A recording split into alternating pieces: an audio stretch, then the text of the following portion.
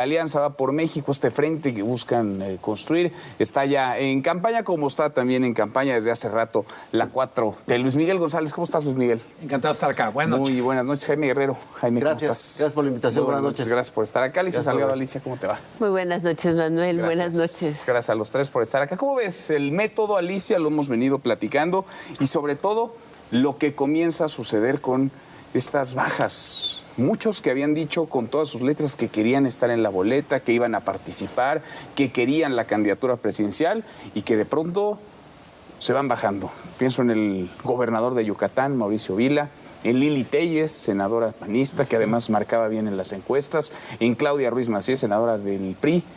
¿Qué ves, Alicia? ¿Cómo leerlo? Como realismo político, digo, finalmente ¿a qué te vas a exponer si no tienes las condiciones para ganar una elección primaria y después una elección nacional? Ese es mi punto de vista. O sea, se bajan, ¿no?, porque sus posibilidades de éxito eran pocas. No, por ejemplo, Lili Téllez tiene una enorme penetración. Yo te los comentaba aquí, me parece que es una extraordinaria, ha sido una revelación políticamente hablando. Sí. Hay que reconocer su capacidad, su tesudez, además, como periodista, hoy o como representante y voz de muchas causas que no se atreven a decir, me parece extraordinaria. Pero al final de cuentas tiene razón en un tema, ¿no? En 2 meses si no tienes una estructura, o en 1 mes si no tienes una estructura, ¿cómo ganar una elección nacional? ¿Y cómo recabar firmas? Y la otra, por eso es que si no tienes una estructura, ¿cuánto le vas a meter? ¿Tienes la capacidad económica tú para hacerlo? Yo creo que en gran medida quienes se bajen tendrán que hacer esa reflexión, porque hay que meterle mucha lana y no necesariamente estás en un momento en el que puedes pasar charolas, ¿no? Ahora, el caso sorprendente vuelve a ser lo que te dije, empezó con un animeo, ¿cómo le llaman?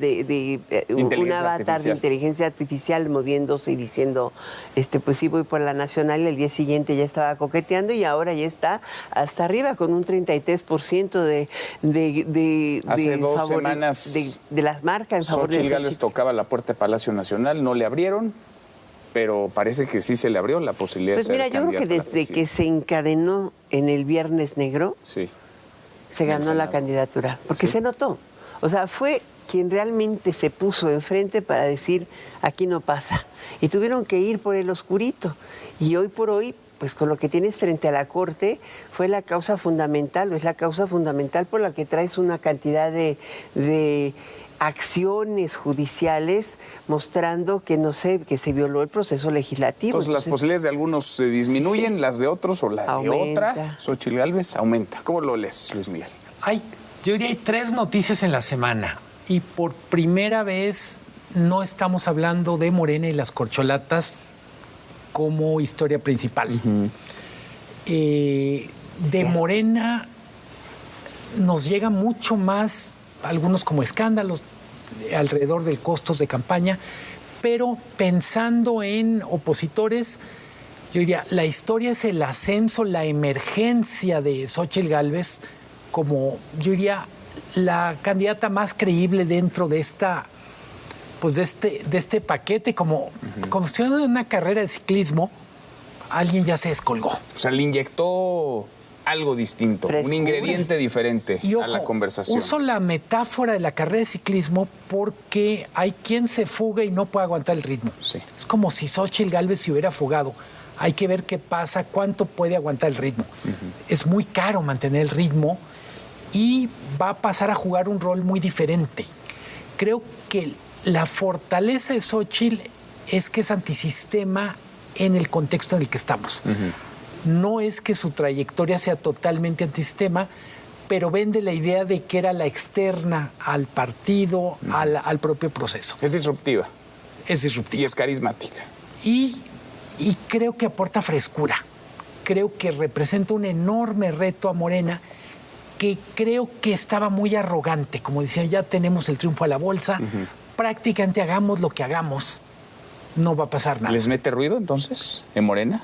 yo creo que aparece en el radar un objeto volador no identificado y van a tener bastante identificado.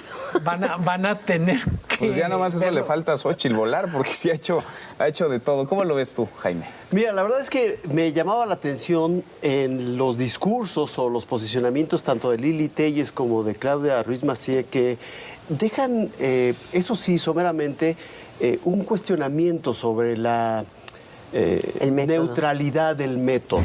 Creo que valdría la pena detenerse un segundo ahí. No es menor, porque Sí. eso puede generar fisuras dentro de la Es correcto. Es cierto que lo parafrasean como puede no ser del todo neutral o puede no ser del todo parejo o legal, etcétera. Creo que ahí está el punto. Y efectivamente, como en el caso de Morena, los comités o el método tiene que comprobar con los hechos su independencia, su transparencia, su neutralidad. Eso está por verse en los dos, digamos, flancos, ¿no? A mí me llama la atención, sin embargo, también cómo hoy se presenta a este comité organizador. No hay que perder de vista una cosa, y yo creo, y de alguna forma como reportero, uno nunca deja la suspicacia debajo de la mesa, y por eso la traigo acá.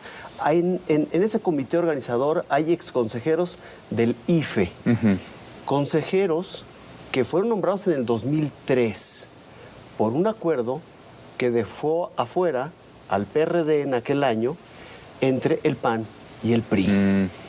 Esos consejeros que después vieron descabezar al propio IFE cuando sacaron anticipadamente a Luis Carlos Ugalde, hoy están participando también en los partidos políticos.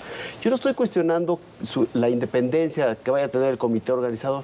Estoy trayendo a la mesa un dato histórico de lo que siempre se dijo como referencia, que era una suerte, no sé si de complicidad, pero por lo menos de acuerdo para que los partidos políticos pusieran a los consejeros electorales. Esa fue parte de la narrativa de Andrés Manuel López Obrador. ¿Le están dando la razón, Jaime? Me parece que sí.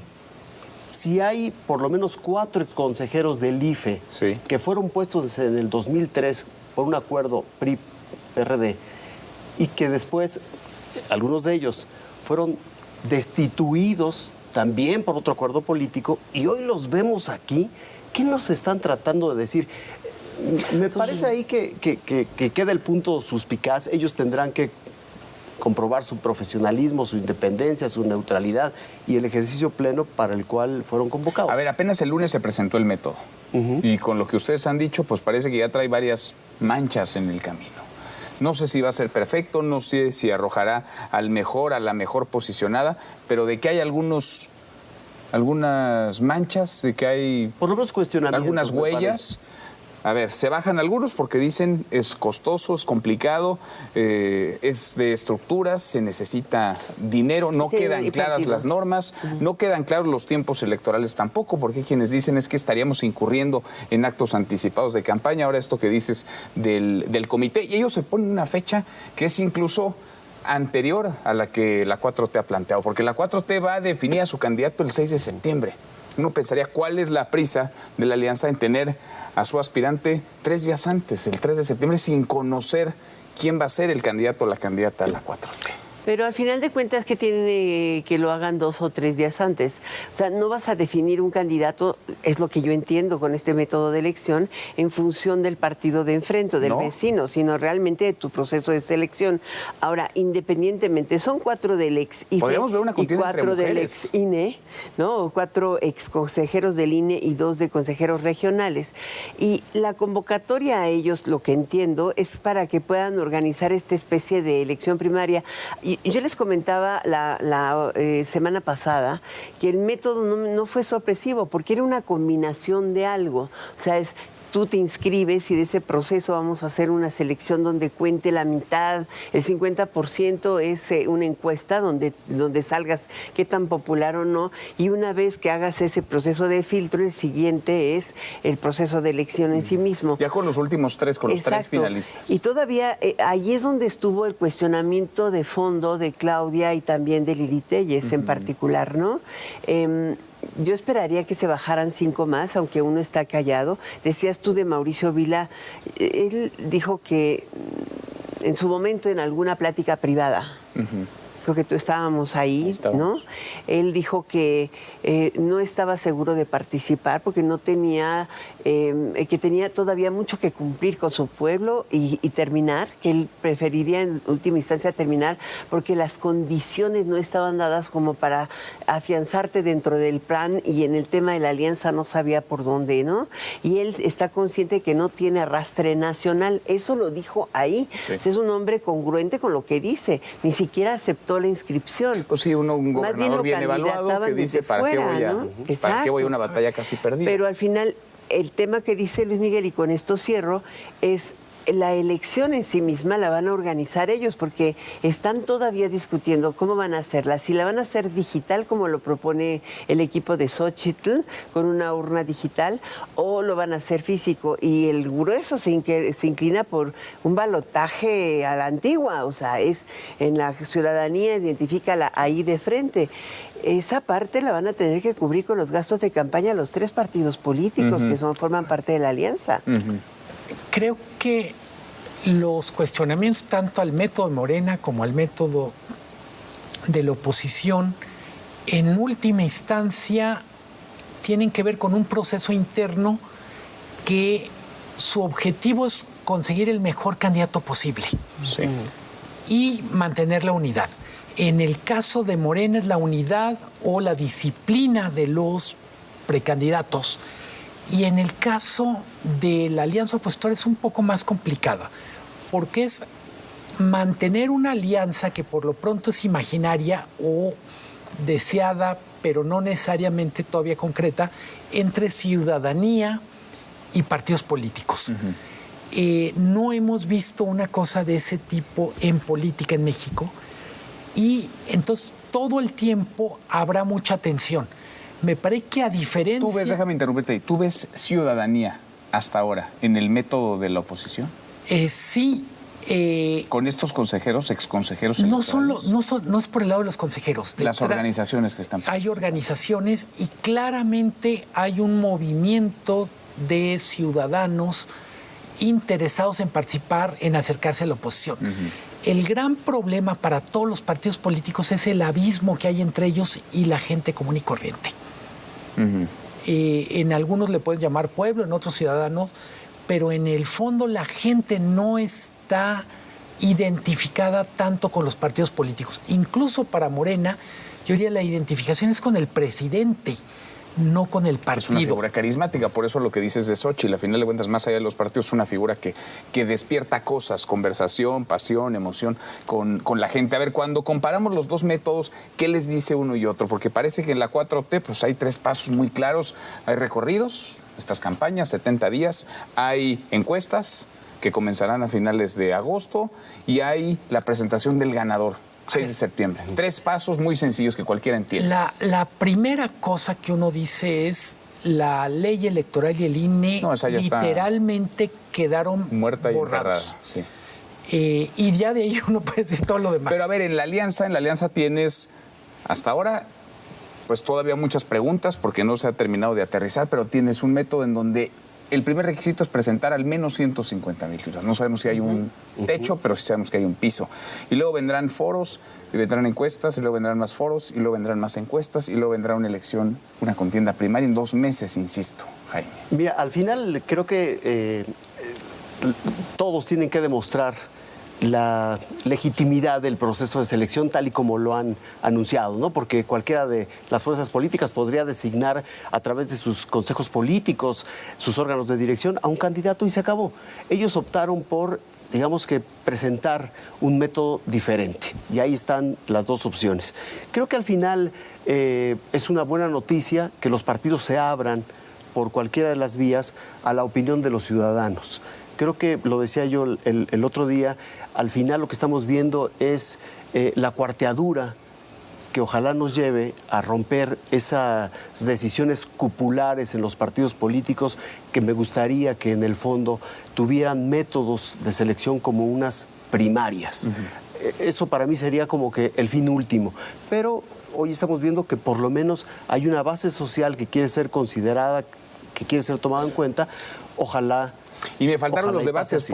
porque en el método de la oposición sí va a haber debates. Es No sé correcto. por qué, porque no se pueden hacer propuestas. Pueden debatir sobre diagnóstico quizá o sobre visión de sueños. país, sobre sueños como el canciller Marcelo Ebrard. En Morena no se pueden hacer debates, no habrá No. debates. No, porque ahí de lo que se trata es de disciplina. Acá de lo que se trata es de unidad, ¿no? O sea, es un tema curioso, pero... ¿Cuántos también van se a llegar? soñar. ¿Cuántos crees que Es que lleguen decía a- alguien, ¿no? Dice, me acuerdo una expresión de Marcelo que me llamaba la atención. Decía, es que se vale soñar. Y acababa de hablar del problema, el problema que más me presentan las mujeres es un tema de falta de atención de servicios médicos, seguridad. O sea, él cuando lo ves está tocando temas que sí están en la agenda Sí. y que no necesariamente Pero no puede lo plantear raspan. como tal una propuesta. Exacto. ¿Cuántos van a llegar de la alianza? Ya 3. sabemos que son 6 corcholatas. ¿3? Nada más. 3. Yo creo que... ¿3 confirmas? Sí. Y confirma sobradas. Me parece bastante. Xochitl Gálvez, Santiago Krill y Beatriz Paredes, No. Enrique Lamadrid. Enrique puede. Yo creo que Enrique Lara, ¿sí? Pues lo platicaremos. Gracias, Luis Miguel. Jaime, gracias. Gracias, Rodrigo. Gracias, Alicia. Hasta mañana. Pásela muy bien.